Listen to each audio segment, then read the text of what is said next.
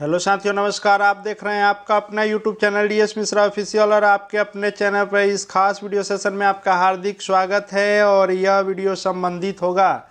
कि बिहार के शिक्षकों को एक अतिरिक्त जिम्मेदारी मिल रही है और वह कौन सी नई जिम्मेदारी मिल रही है और उसका निर्वहन किनको करना होगा और यह किन शिक्षकों पर लागू होगा और क्या कुछ यह नया नियम है और कैसे कौन से शिक्षक पर इसका असर पड़ेगा, उसी पर बातचीत होगी। तो वीडियो खास होगा, अंत तक मेरे साथ बने रहेंगे। और यदि चैनल से अब तक नहीं जुड़े होंगे तो इस चैनल को सब्सक्राइब करके बेल आइकन को प्रेस कर लेंगे। आगे भी शिक्षा जगत एवं शिक्षकों से संबंधित हर महत्वपूर्ण जानकारी आप तक पहुंचती रहेगी। तो ये जो शिक्षकों को अतिरिक्त जिम्मेदारी मिलने की बात है, यह यहाँ से शुरू हुआ है कि एक पत्र जो आपने यदि देखा होगा, यह वैशाली ज़िले से निकला है। लेकिन यह भले ही वैशाली ज़िले से निकला है, लेकिन यह नियम जो है वैशाली ज़िले तक ही सीमित नहीं रहेगा, क्योंकि वैशाली ज़िले से यह जो पत्र निर्गत किया गया है वह राज्य के दिशा निर्देश के आलोक में किया गया है और राज्य से भी कई दफ़े इसके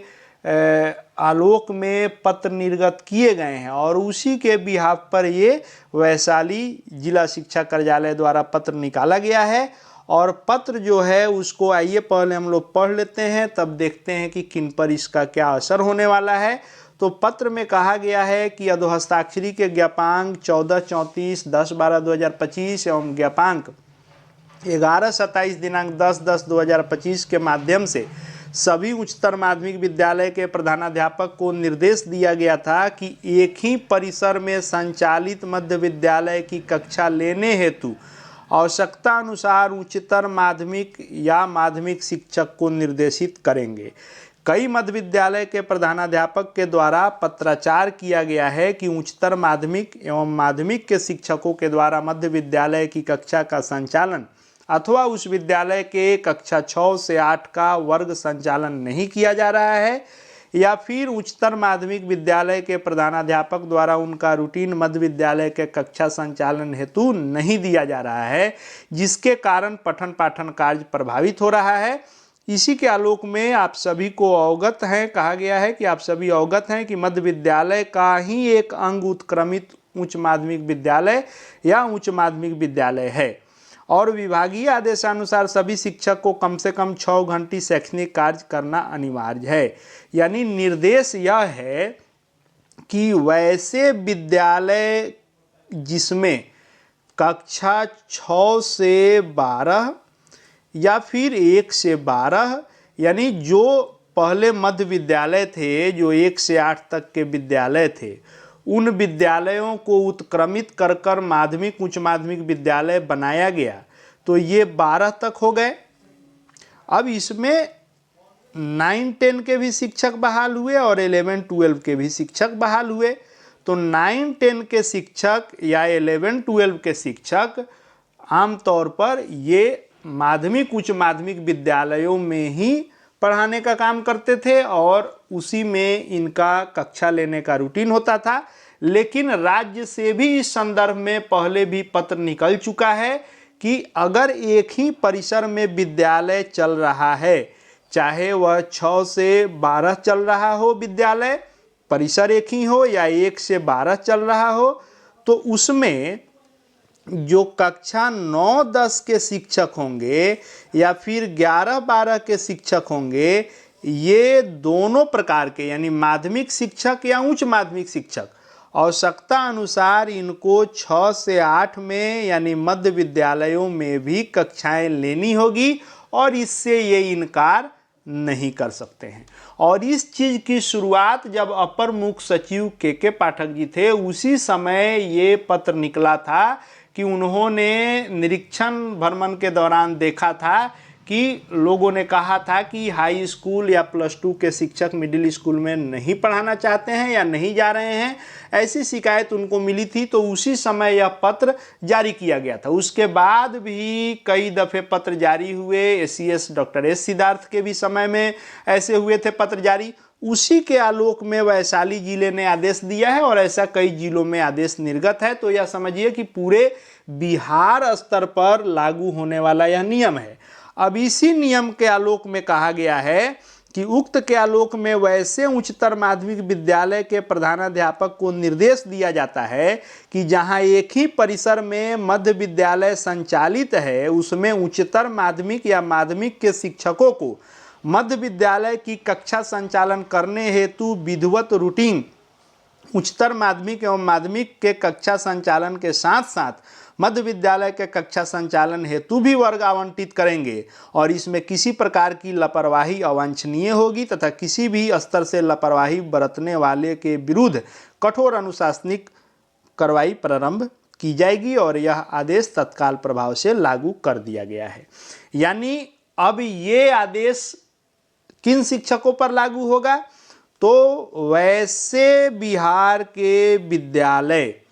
जहां मध्य विद्यालय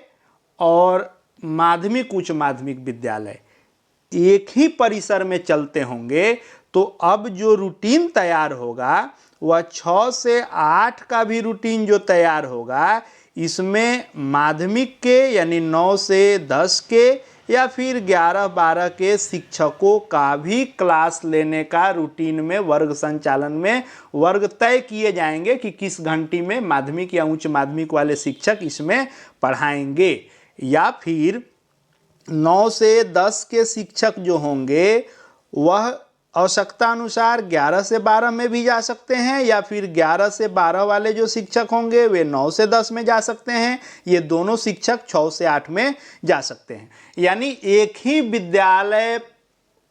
परिसर में यदि कक्षा 6 से 12 तक की कक्षाएं चल रही है तो माना गया है कि मध्य विद्यालय का ही अंग माध्यमिक उच्च माध्यमिक विद्यालय है, तो सभी शिक्षकों का उसमें आवश्यकता अनुसार रूटीन तय किया जा सकता है और माध्यमिक उच्च माध्यमिक के शिक्षक मध्य विद्यालय में क्लास लेने से इनकार नहीं कर सकते हैं, या ऐसे कहें कि अब उनका आवश्यकता अनुसार मध्य विद्यालय में भी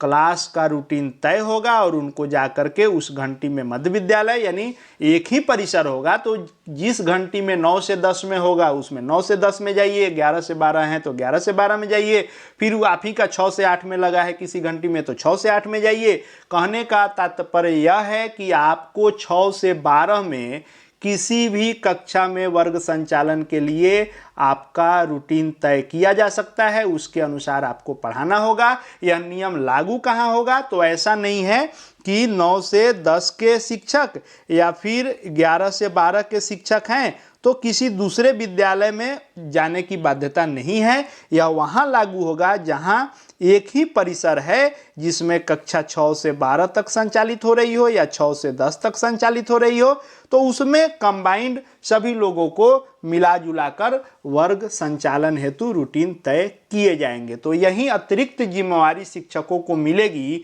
कि आप ये कह के नहीं बच सकते हैं कि हम माध्यमिक के शिक्षक हैं या उच्च माध्यमिक के शिक्षक हैं। आपके परिसर में यदि मध्य विद्यालय चल रहा है तो आपको उसकी भी जिम्मेदारी दी जाएगी कि उसमें भी वर्ग संचालन में शिक्षक कम पढ़ रहे हैं तो आपको वर्ग संचालन करना होगा। यही नया आदेश था शिक्षकों के लिए जो आपके लिए मैंने लेकर के आया। आगे भी शिक्षा जगत एवं शिक्षकों से संबंधित हर महत्वपूर्ण जानकारी आपको यहाँ लगातार देखने को मिलेगी। चैनल से जुड़ जाएंगे, चैनल को सब्सक्राइब करके बेल आइकन को प्रेस कर लेंगे। साथ ही हमारे Telegram channel DS Mishra official से जुड़ सकते हैं, वहाँ भी हर अपडेट आपको मिलते रहेंगे। इस वीडियो को देखने के लिए आपका बहुत बहुत धन्यवाद।